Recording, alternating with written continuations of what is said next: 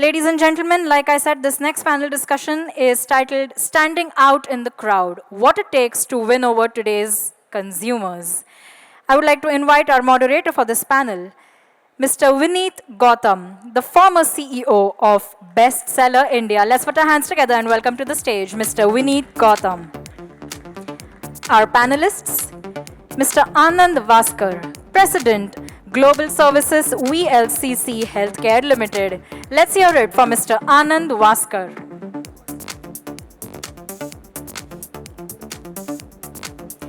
Mr. Gopakumar, COO, Bhima Jewels.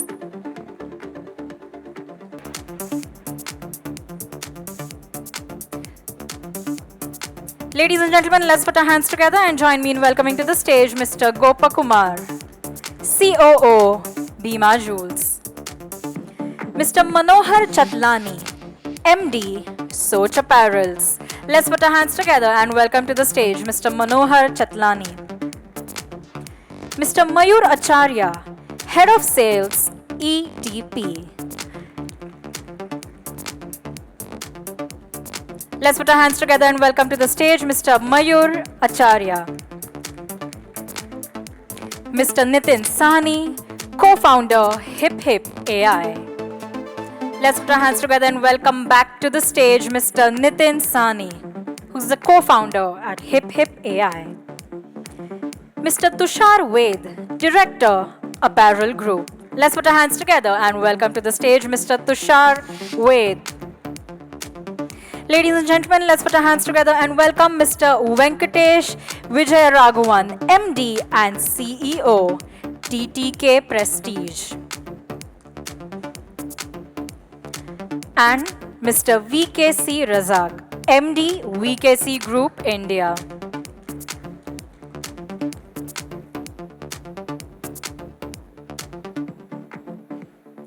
Welcome, gentlemen. Over to you.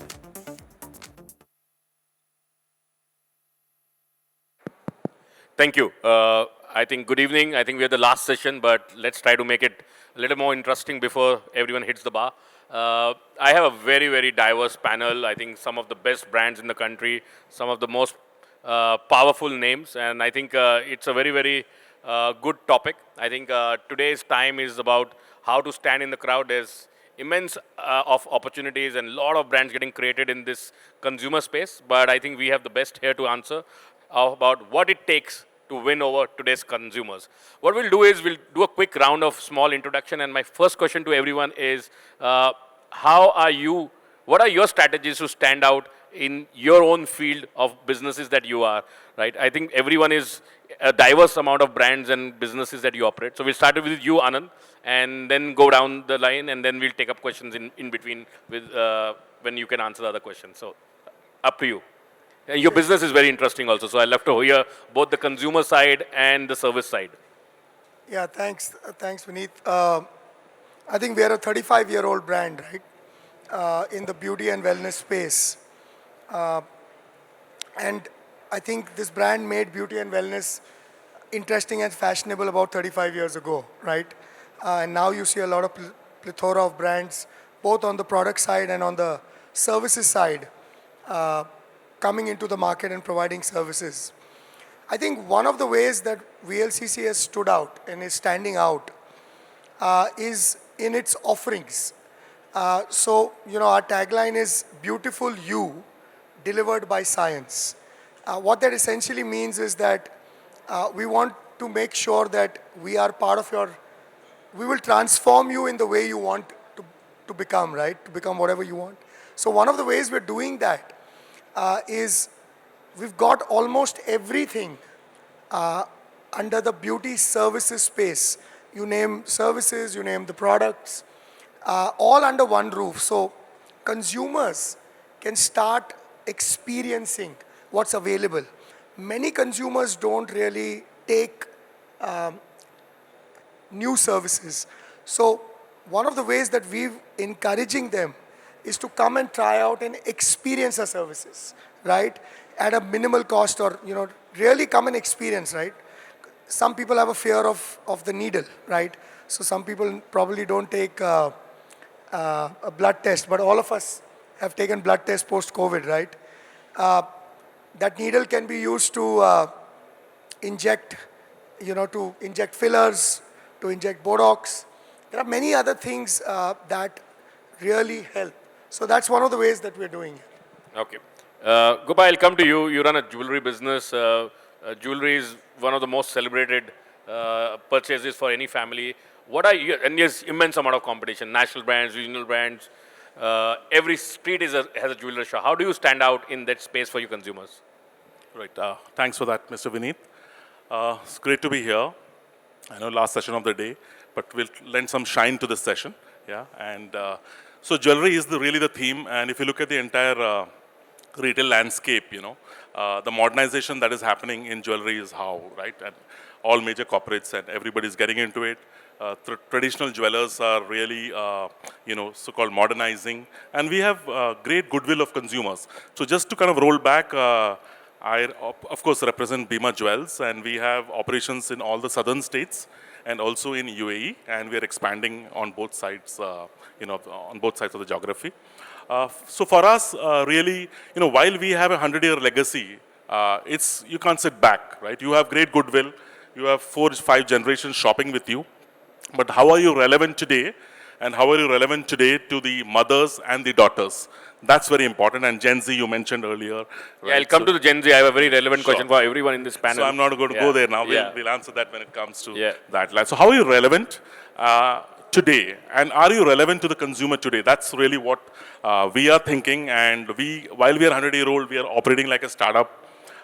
We look at where the consumers are coming from, do segmentation, all the stuff that all the retailers do really, and send out messages and relevant merchandise offering, which gets in these footfalls into our store, and we track it diligently. So the average time a consumer spends in our store is 45 minutes to do a simple selection, right? And the average ticket size is in the range of 75,000 rupees. That's what it is. So we need to really have the right conversation. It is administered sales, right? And emotions matter, and service matters. So for us, it's all about being relevant today, to innovate continuously in products and services. And as far as products are concerned, we have our own manufacturing facility, so we have unique products coming out. And we have a vendor ecosystem that we have created who only supply to Bima. So, you would not get those designs somewhere else. So design is the center of our business. And as far as services are concerned, definitely we have introduced personal shopper services like some of the luxury retailers have. We have customization through a model called Bima Privé, wherein you could customize the kind of jewelry that you want to get your hands on, and so that you make it unique and you own it in that sense. We also have stuff like augmented reality and things wherein you could try on multiple designs and make those choices. But really, for us, it is innovate, and be relevant today. That's really what we're doing. Okay, thank you. Mayur, I'll come to you in a while, but I'll go to Manuji. Manu, you've run a huge business in Soch. Varied amount of consumers come to you. How have you been able to stand out? And there's immense competition also happening in your category. So how have you been able to stand out? Okay. Good evening, everybody. Yeah, it's there. Yeah. Okay, one of the main differentiators between Soch and most brands of our size is most of the big brands have an in-house design team. So the sensitivity and the standardization is so high that it's limited, the choice is very limited. The type of designing which they do is limited to their in-house designers. We curate, we make about 15 to 20% of the goods ourselves. Rest is outsourced, and we outsource from the best vendors. Like if I want to buy Lucknow chicken or Jaipur prints, there are 5,000 people doing this. I'll pick the best of the best from all. Of course, we are probably the only brand of this size which keeps the entire collection of ladies' ethnic, saris, salwar kameez, kurtas, kurta sets, everything. Nobody of this size keeps the entire range. And we're lucky we got in at an early stage and we were able to make our impact. We started in 2005. There were probably maybe 2 or 3 national players. So huge first mover advantage, and we've been able to scale up to 70 cities, 175 showrooms across the country. And I think the other thing is that we are able to sell faster than most of our competitors. And during the end of season sale, we actually have a reverse problem. I know I can sell 300,000 garments, but I have only 100,000 garments or 150 to clear. So I'm actually buying goods for my end of season sale, where a lot of our competitors are trying to get rid of their merchandise. So we were lucky that we've been able to reach this stage. I think that will be like music to all the retailers. I'll come to you, Tushar, directly, because you run multiple brands, different categories, different consumer sets. And how do you do justice to stand out with each of them and ensure that there is silos in the company to work like that?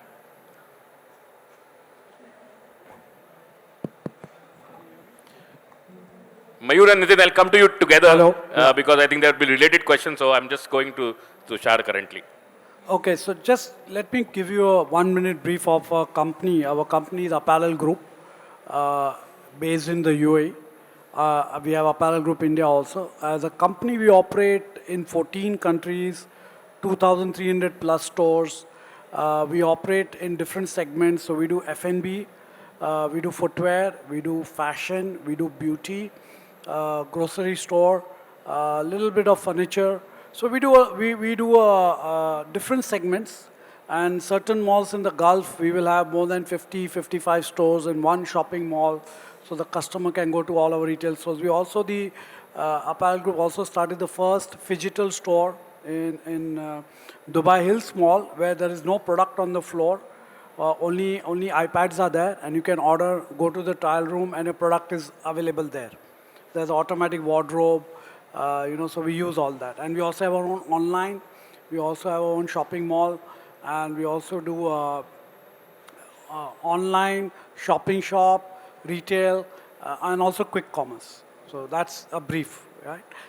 Vineet, tell me the question again. How we do justice to all the different brands? How do you do justice to all this, and how do you stand out in each, so many brands, right? 55, if I hear, there are 55 unique brands, that means. We have 85 unique brands. Wow. But we operate, so every brand will have a Chinese wall between them, but backend will be the same. So backend logistics, backend IT will be very similar because it becomes easier to manage that. The other thing that we do to distinguish is our tagline is exceed expectations every day. That's our tagline. That's what we follow. So the customer service levels will be the same, or our job is to exceed them across. Right? Simple example, we would go and deliver to a customer at the airport. Right? We have done that. We would deliver them at their home. And we were doing inter-store deliveries. So if you order in one store in Mumbai, but you want the product product is not available there, and you want it in Delhi, or you want it in another city, Chandigarh, we would do this even before e-commerce came in. So you order here, pay the money here, your delivery will happen to your door, or you go to our store in Chandigarh and you'll get it. So that's how we differentiate. Also, the training matters a lot.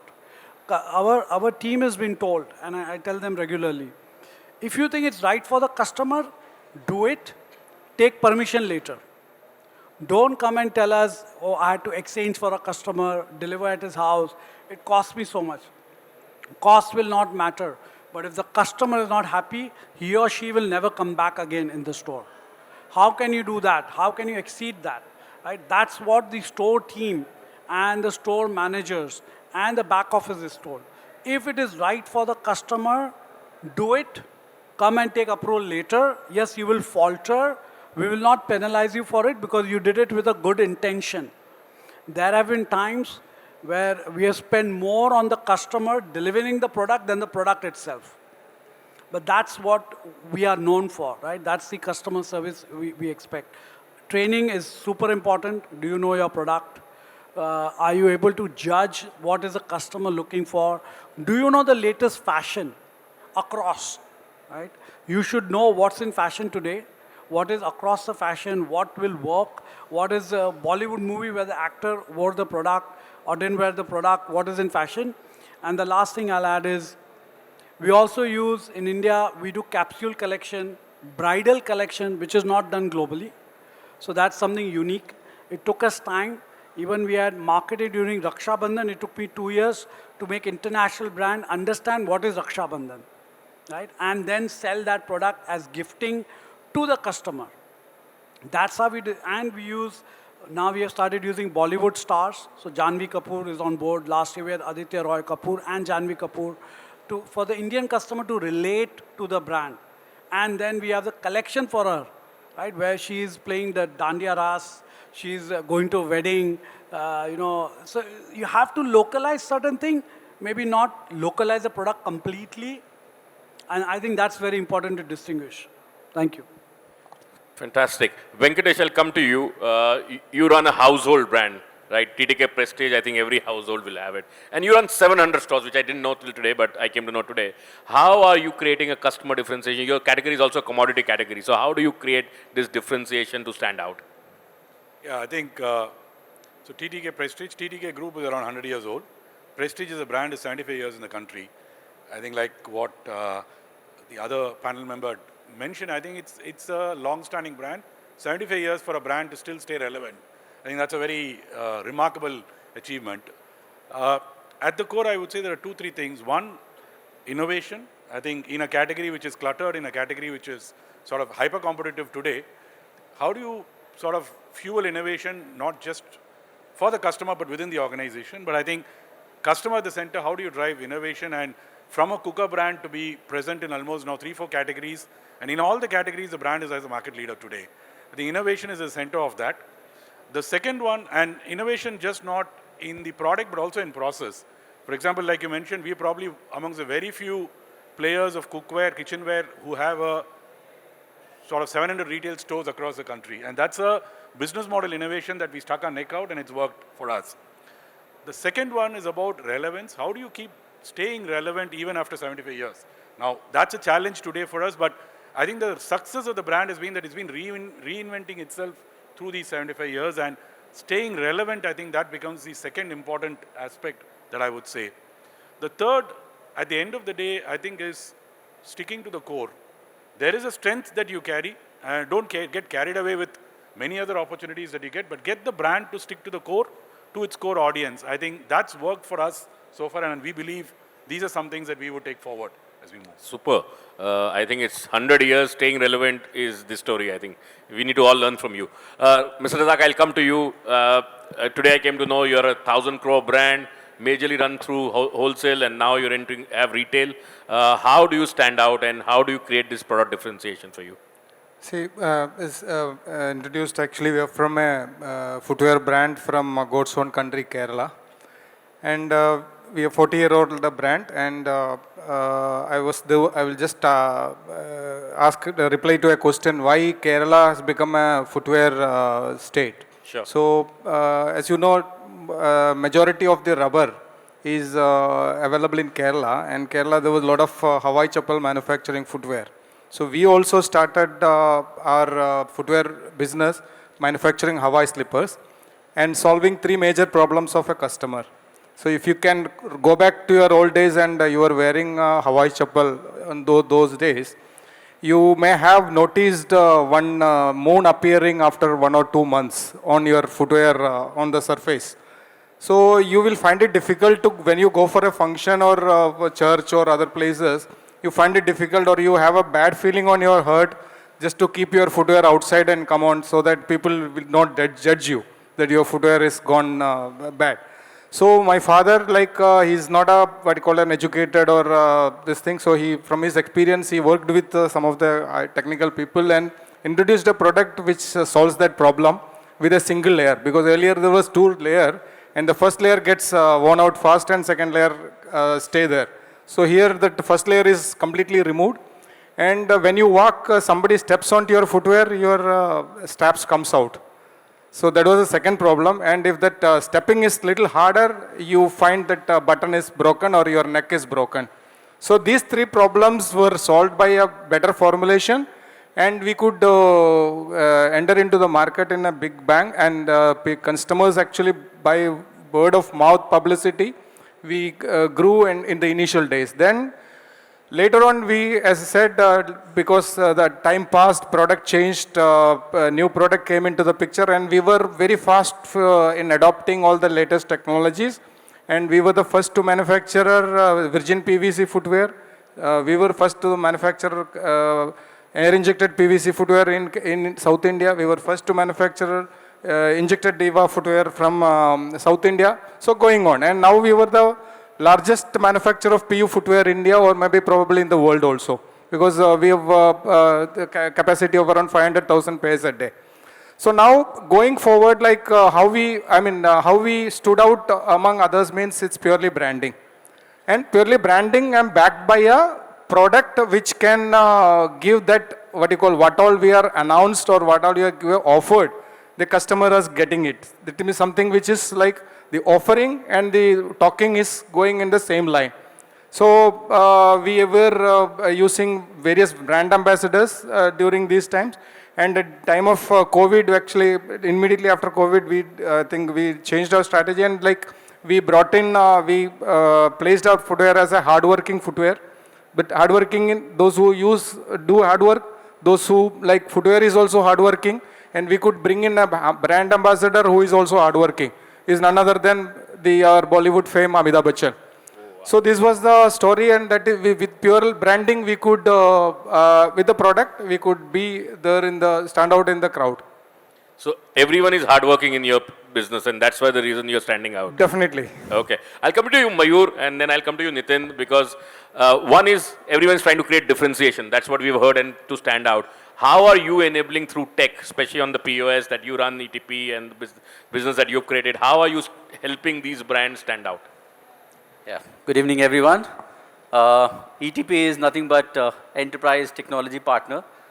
We've been a unified commerce retail software company with the legacy of offering point of sale across 24 countries in the last 36 years. I think if I go back 10 years, right, people are talking about, the multi-channels, right? The brands were looking at selling their products and making the product as the center of focus. It got evolved, and brands started focusing on the omni-channel, where the customer became the center of focus and just wanted to give the experience to the customers, a unified experience across all the channels wherever they wanted to sell it. Now, I think globally, the brands were looking at the unified commerce solution, which means a single source of truth, one platform where you can manage your offline and online. We've been in the legacy, as I said, offering point of sale solutions last 36 years. Now, the last year, we ventured into the SaaS, where we can leverage our technology and ensure brands will stand out. I can rather say that, we can enable the brands to make them, stand out in the crowd, or probably stand out in the crowd of a POS vendor, right? We can enable all the brands, they stand out in the crowd with our unified commerce solutions. Nitinji, I'll come to you. How does AI help all of us to stand out? So if that's $1 million answer you could give, then it'll really help. No, thank you. I've just spoken, so I won't sort of belabor the same points again. But I think when we looked at the entire retail landscape, and at the risk of sounding maybe slightly judgmental, if we go back a few years, a lot of brick and mortar retailers were setting up sort of online presence to be able to also reach out to customers through the online channel. There was a lot of investments that were going into digital, online, e-commerce, etc. And somewhere, I think investments in-store technology sort of took a backseat. Yeah, I think the world was moving in that direction. And I think with where the industry is today, I think it really needs to come back to brick and mortar. I'm not saying that the other channels are not important, but I think the brick and mortar channel becomes so important now for the omni-channel customer journey that we all are so, familiar with, and it's on strategy for all of us. That piece needs to be absolutely integrated. Like, you talk about things like look online, buy in store, look in store, buy online, deliver in store, all of those kind of things. So that, I think, experience is very critical. So I think, and we are heavily focused, at the cost of repeating myself, on what are the gaps in the journey that needs to be executed in the store that will tie into the omni-channel sort of customer experience. And that has to be executed by people at the store. So whether it's recommendations that need to be given to customers, and those recommendations to your end customers will be given by your staff. Knowing what offers to make, knowing when to make that offers. The entire theme around, we talk about Kirana stores, and when you looked at Kirana stores 30 or 40 years ago, sometimes, and I'm kind of really maybe a little sort of dramatic, the guy would know you by name, like if you went back, he would know your, he would also know maybe sometimes people in your family, yeah? And he would ask you when you go there saying that, how is your father doing or how is so-and-so doing? That is what the commerce was traded in a retail outlet about 40 years back, even in India. How do you bring that experience back today? And it's very hard. How do you bring that experience back today at stores where there is so much data and so much data which is kind of changing all the time? And how do you kind of bring that back so that your people at the store, it's not like AI is not going to interact with your end customers. It's people who will continue to interact with your customers, and how do you make them more intelligent? So that's what we're trying to do with this. Okay. I have a question for two of you, and then I'll come to the others. To Venkatesh and to Manu, this question is to you. Today's Gen Z, and this question, and I'll come to you also in a while, is not ready to buy brands that our parents were buying. It's quite bit, a lot of research, a lot of data. How are you staying relevant for Gen Z? And how are you ensuring that you are standing out for the Gen Z in terms of product? Because especially for you, Venkatesh, a lot of them don't want to cook food also at home. So how do you stay relevant?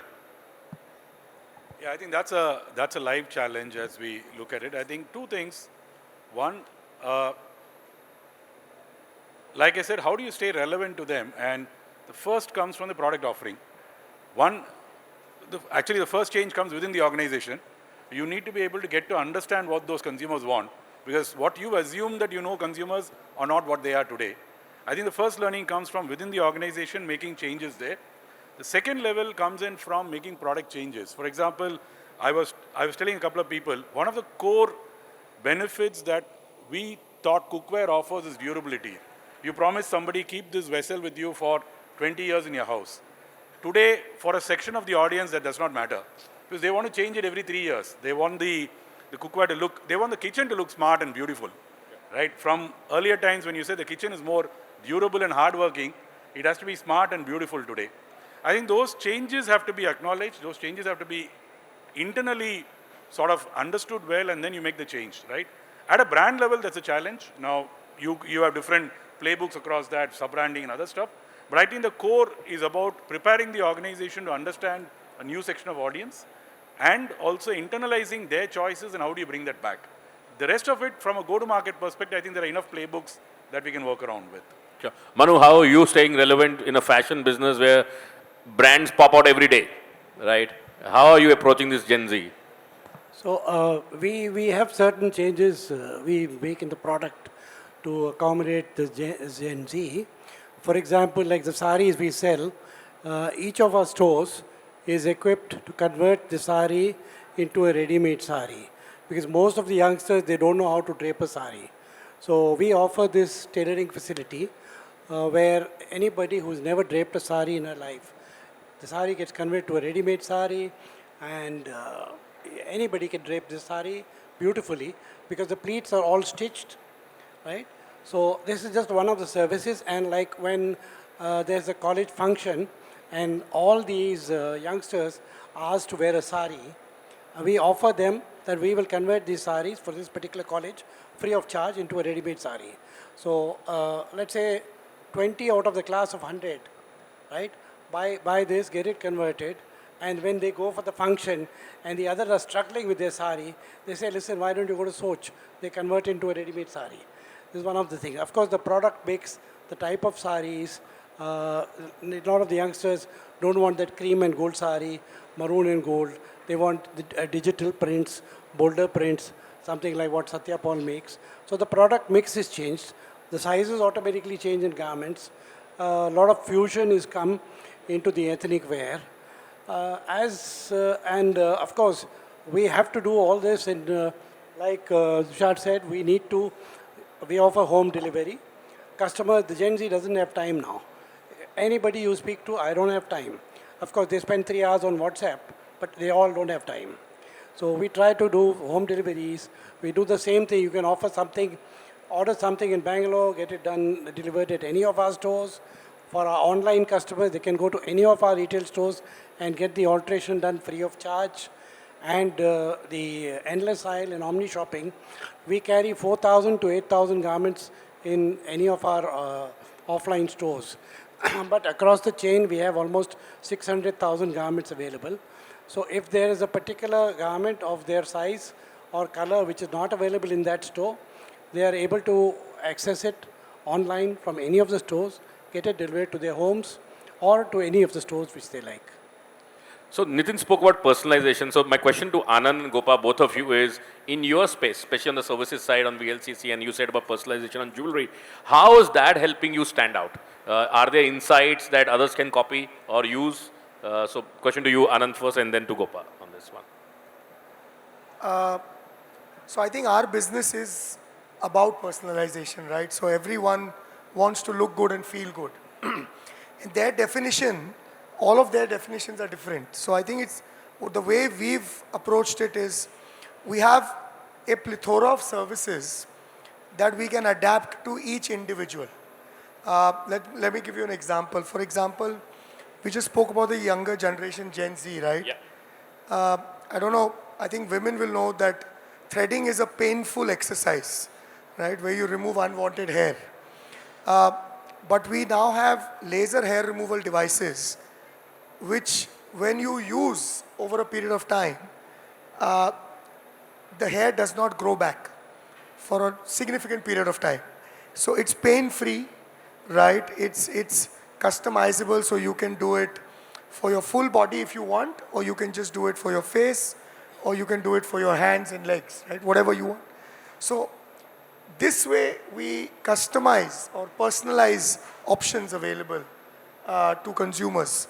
And it's so specific that many of them then move to the other sets of information. For example, I want a specialized bridal makeup.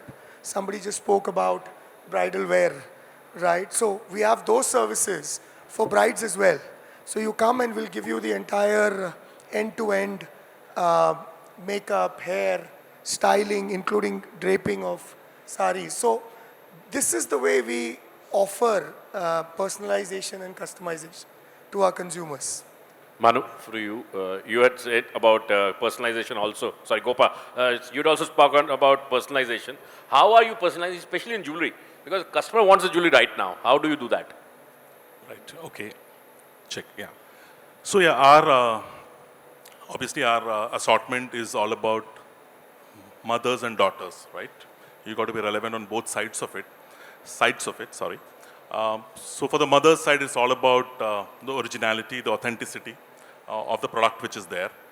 And that's what we really kind of dial up on.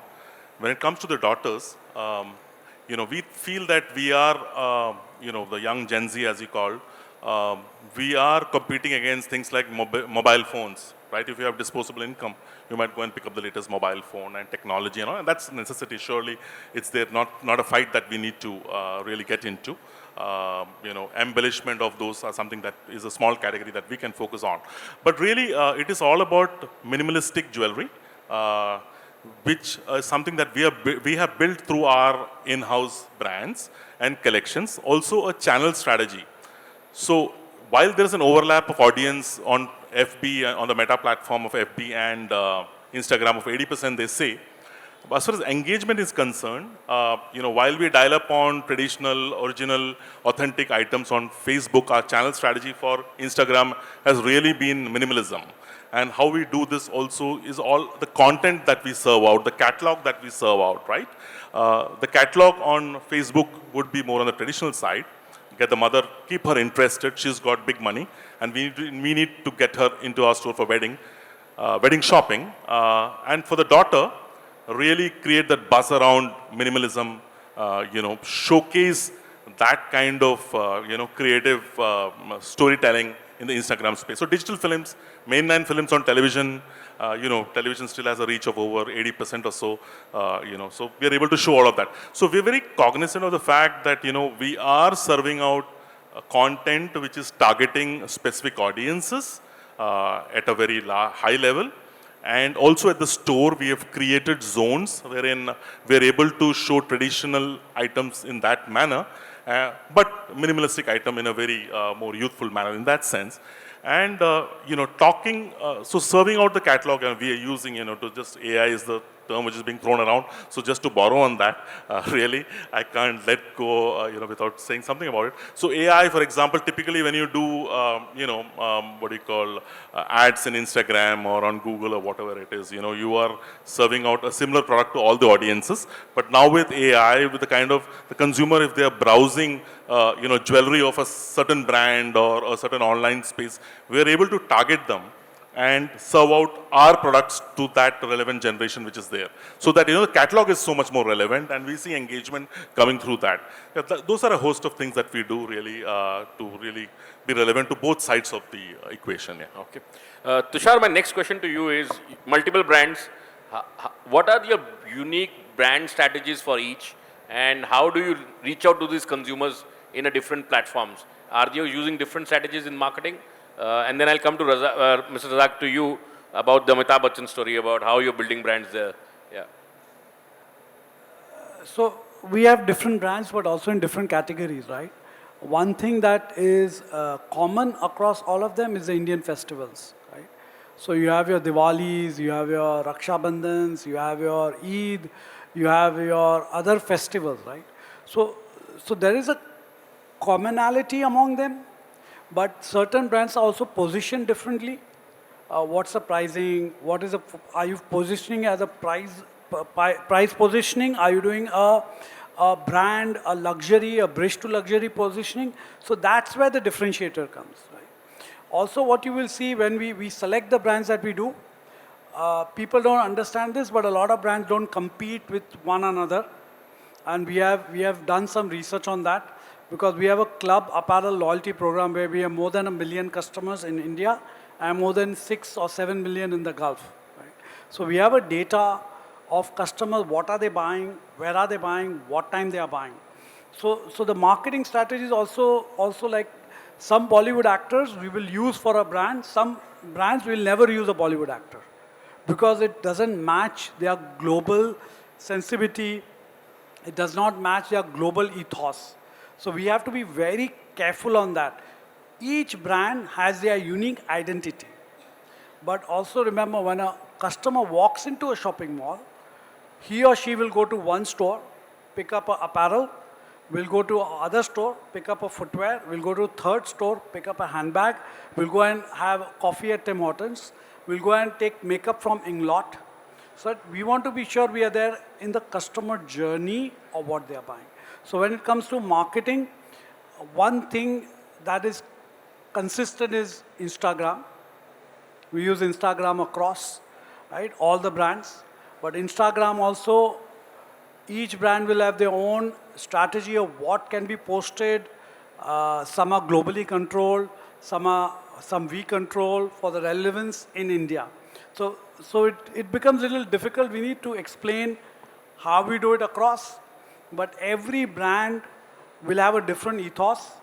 Every brand will decide with us what needs to be promoted, what marketing strategy we use, but the commonality will be, some brands will be more India-oriented, India-focused, and some will say, no, our global ethos, we cannot do this in our global environment. So we do face challenges sometimes getting approvals for certain brands that we want to do this, and they say, no, it does not fall into the parameters of that brand.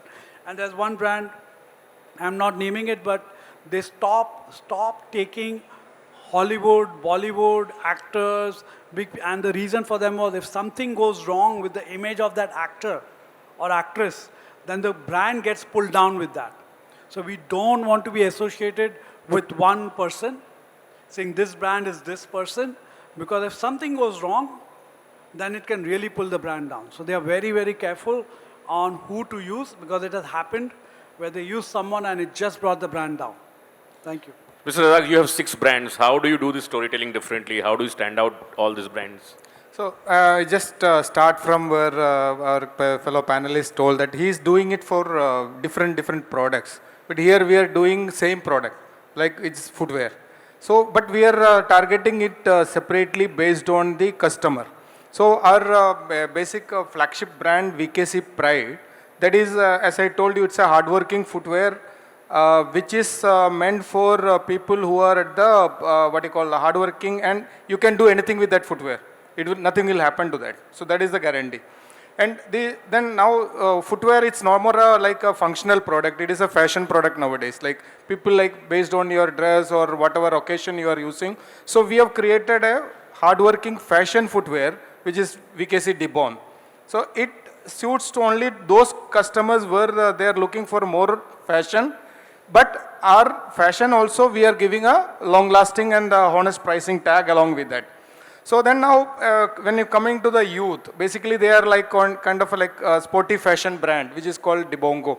So that, especially for that, what we call as Gen Z or those category. But currently, we have a drawback on that, but we are not present in e-commerce currently. But as a new strategy, we are converting that complete brand to a e-commerce brand where it will be available only on our stores plus the online platform, because we don't want any fight between the regular trading network and the e-commerce network. So normally that is what we are seeing, but most of the people, they try to boycott or they not to sell a product which is available at a lower price in the platform.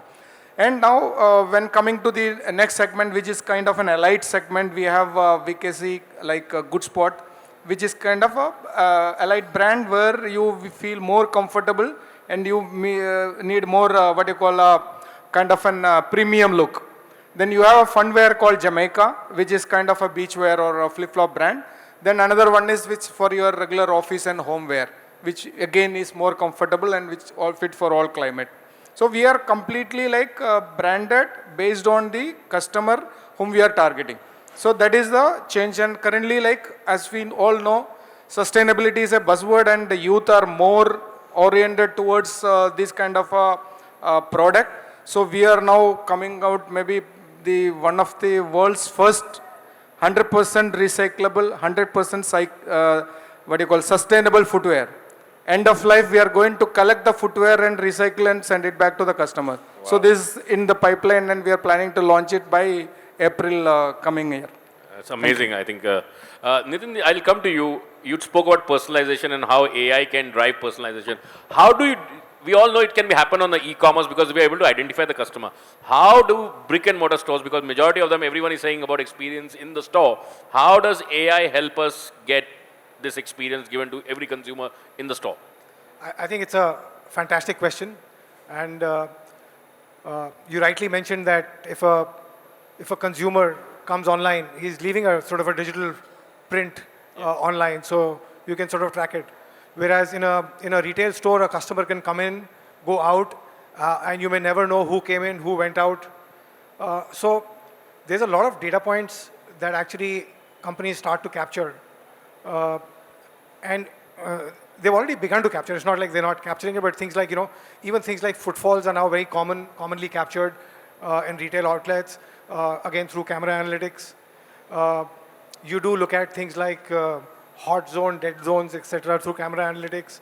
You're capturing data in terms of the phone numbers of people typically when they're kind of billing. So that's another sort of data point that's captured. And then while you're capturing all of this data point, there are a lot of additional data points that you could think of capturing depending on customer preferences, what they bought, etc. And that data is available to you now. And it's harder to kind of capture it in the brick and mortar retail environment. But it's about really mapping what sort of data, both structured, unstructured, you want to capture about the customer, and then using it to make personalized offers. And when we look at this fundamentally, we kind of say that, okay, this is the data that's already been gathered. We also look at, okay, what's the business problem you're trying to solve? Are you trying to solve a business problem to make a personalized offer? Are you trying to solve an inventory business problem? Are you trying to solve a channel optimization business problem? So depending on what you're trying to solve, you've got to look at what is the data set that is suitable for your business. And then you might be capturing a part of that data, but you need to figure out how to capture the rest of it.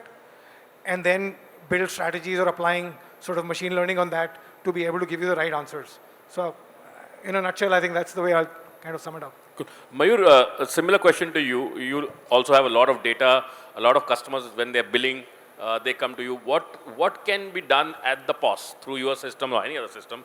We don't need to only talk about ETP, but that can help us stand out, for the brands to stand out. Is there any differentiation that can be created at the POS?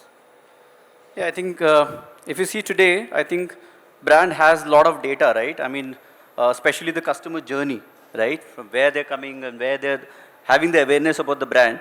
So, I mean, the recent stat, if I can share it, I mean, consumers who actually research online and buy online, it's about 15 to 18%.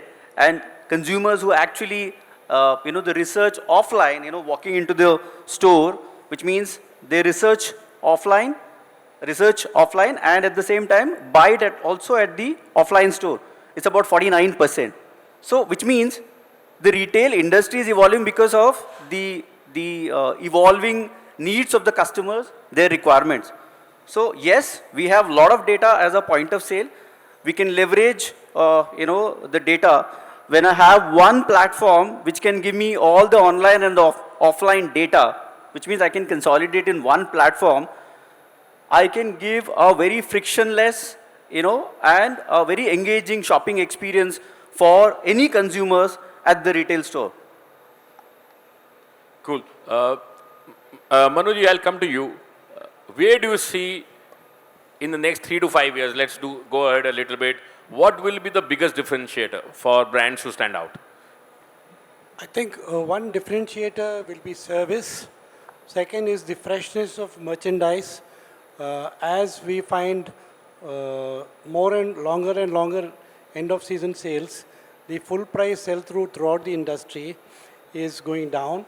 There was a time when they used to do 80-85% full price sell through. Now some brands are down to 55-60%.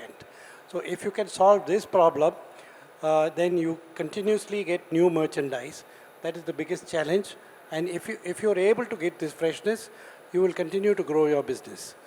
And I think there's a lot of consolidation going on in the industry.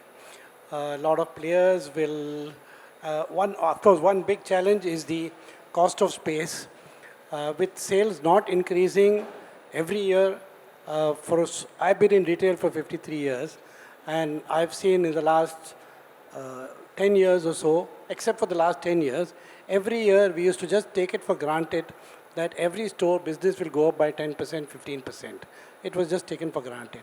No more. You have to really work hard to maintain even that 6, 7, 8% growth, at least in the present market. So this is one challenge. Your unit economics, you have to make each unit, each store profitable. Keep the freshness, reduce your old merchandise, and give the best service. I think service is something which customers are used to. They're just taken for granted that there was a time when we would wait 1 hour to make a trunk call. Can you even think of something like that now? So service standards are increasing. People are getting more and more impatient. If it's an alteration, they don't want to wait. You send it to their house. If it's stitching, if it's anything, they want everything instantly. So if you're able to do a good service standard, freshness, advertise, be relevant, keep up to date, fast fashion, I think the market is huge. There's a lot more to. The market is much bigger than it ever was. Tushar, what will stand out for Apparel Group in the next 3 to 5 years? I agree with what was said is definitely the merchandise. I think the customer is going to come for the product, and the service always has to be there now, ever, I think forever. I think the merchandise, are you in fashion, and can you do fast fashion? Means can you move your stock really fast? Can you get the latest fashion or latest trend in the store? I think that will be the biggest challenge or biggest thing that's going to really help you grow. You cannot be selling the same product There were times before, now it's reduced, you would have 2 seasons, spring or autumn or summer, winter, and the products would come in 3 months before and you're selling to the customers later. With the YouTube, with Instagram, with WhatsApp, all that has changed. Customer knows the latest trend, the latest fashion. Can you deliver that fast? That's one. For the online, it's going to be quick commerce. Can I get the product faster to my home? I want it today, or I want it now. I want to wear it now. I'm in the mood to wear this product or this footwear or this clothes. Can I get it today? I have to go to a wedding or I have to go to a party. Can I get it now? This is not matching. I think the speed of delivery and the speed of merchandise, latest trend, is really going to be the key. Service is given. Service you cannot compromise on. I think that will continue as is. Thank you. Venkatesh, what will stand out for TTK Prestige in the next 3 to 5 years? I think innovation, because that is the core of our offerings for the brand, for the consumer. I think that stands out and that probably helps us reach 100 years plus of the brand. The other one I would say is, given that it's a unique model, probably we would look at expanding our retail presence across the country. Maybe 1,000 stores plus, or we might give a run to some of the regular retail chains as well. Mr. Razak, what will be your 3 to 5 year? So I go with all the opinions, but I would like to add one more point. See, customers now, they don't believe your communication anymore. They would like to get it tested or validated by others. So whatever you do, whatever your deeds, it should support your communication. So that is going to be a key in the next coming years. Anand, what will stand out for VLCC in the next 3 to 5 years? For two things. One is distribution. So we already have 200 stores, clinics in India, but that's just scratching the surface. So one is distribution, right? Getting closer to the consumer. Nobody wants to travel more than 5 minutes, 10 minutes, at least in large cities. The second, I think, is going to be innovation, because beauty and wellness, most of the innovation that's happening today is happening in the West, right? In Europe, UK, US, and also in Southeast Asia like Korea and Japan.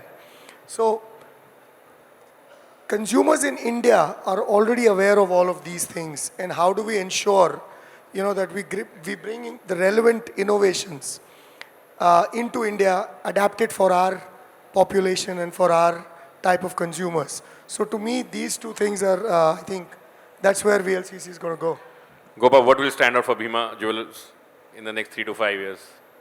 Yeah, so very clearly it's going to be, like all of them said, most of them said, innovation and marketing. I'll go on a different tangent on this one because jewelry is a very emotional product, right? And we've seen that. There was a time when COVID happened and we came out of COVID and we were thinking, who's going to come and buy jewelry now when basic existence and survival is, par for course. But, marriages happened and, people really dialed upon that, in that sense. So emotional product, good storytelling, which is relevant and resonates well with your consumer base, is something that we need to invest in our category. And of course, innovation, because product design, the cost of metal is getting high and diamond is gaining ground in our category. So how do you kind of, innovate in that space and make it affordable? Are you going to get the metal from 22 carat retail price to 18 to 14? Whatever gets your product into the consumer, for the consumer to adorn, would be the area that we would be really focused on. And so Nitin and Mayur, what will you enable retailers or brands to make the differentiation, to stand out in the next 3 to 5 years? For us, the next 3-4 years, because we've been in the point of sale for the last 36 years. So few things which in the ecosystem, which we didn't cover is, the OMS and the WMS and all the stuff. So the roadmap for us would be to have the WMS also, so that we know we can cater to all the brands in terms of OMS and WMS. And of course, so today, apart from the soft factors in a retail store, every store staff actually greets the customer, right, with that welcoming. But then there are some hard factors also, which means the convenience, the frictionless payments, friendly services and everything. The self-checkout is the next thing actually, which is also going to be the roadmap for us in the next 3-4 years. So Nitin is already doing that. You could maybe tie up with them to do it. Of course, yes. We've been talking. So I think, look, brick and mortar needs investments. That's my thinking is. Our vision is that we want to just simplify that process that companies go through to be able to make the transition to any new technology.